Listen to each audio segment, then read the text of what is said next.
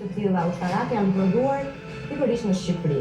Dhe emrat e tyre janë vërtet interesant. Pse janë zgjedhur këto lloje emrash? Oriku, Lisus, Qeshlezha, e vjetër Iliria. Të gjitha këto anije mbartin në vete bazat dhe themelin e identitetit tonë kombëtar, që merr rastësinë në kohën e periudhës ilire. Dhe të punosh në këto anije si komandant anije, por edhe si efektiv është nder dhe privilegj për gjithë ne. Në bord, çdo antar i ekuipazhit ka një rol të përcaktuar qartë. Ky organizim garanton që çdo operacion të zhvillohet në mënyrë efikase dhe të koordinuar. Ekuipazhi i anijës është 15 veta, 4 oficer, pjesa tjetër nën oficer dhe detar. Çfarë hapësirash të tjera ka një anije e tillë? Kjo është kapacitet të komandimit për gjithë efektivin e anijës, ka kuzhinën, ka mencën, ka dhe pjesën tjetër pastaj që është pjesa elektromekanike e anijës.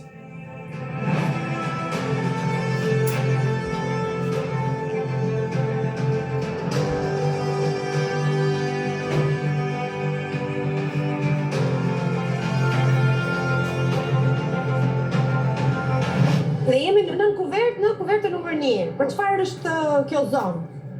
Kjo është akomodimi i pjesës nën oficer dhe detar të anijës. Aty mbrapa kemi lokalin e motorave. Po, do ta shohim dhe lokalin e motorave, se është interesant për të parë.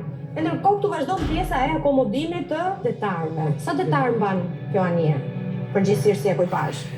2 deri në 3, në organik 2. Në organik 2. Po. Okej, shohim pjesën e motorëve? Po.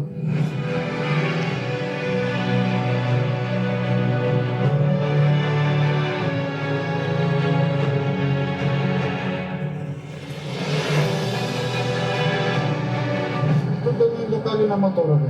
Okej, dhe ta shohim, megjithëse shikoj që ka shumë zhurmë, por Mund vendosim në këtë?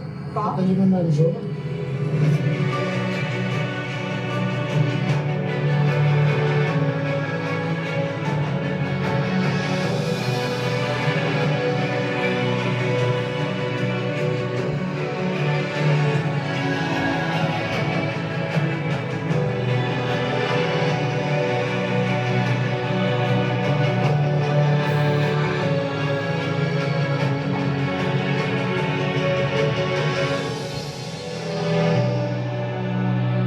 a keni ndërmarrë një operacion i cili ju ka lënë bresa?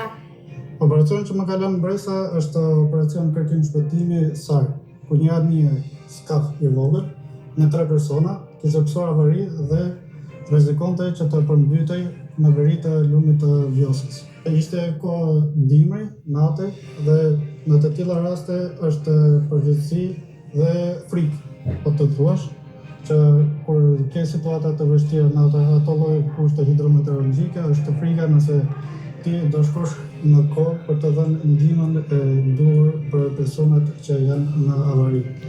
Dhe si rezultoi kjo operacion me sukses?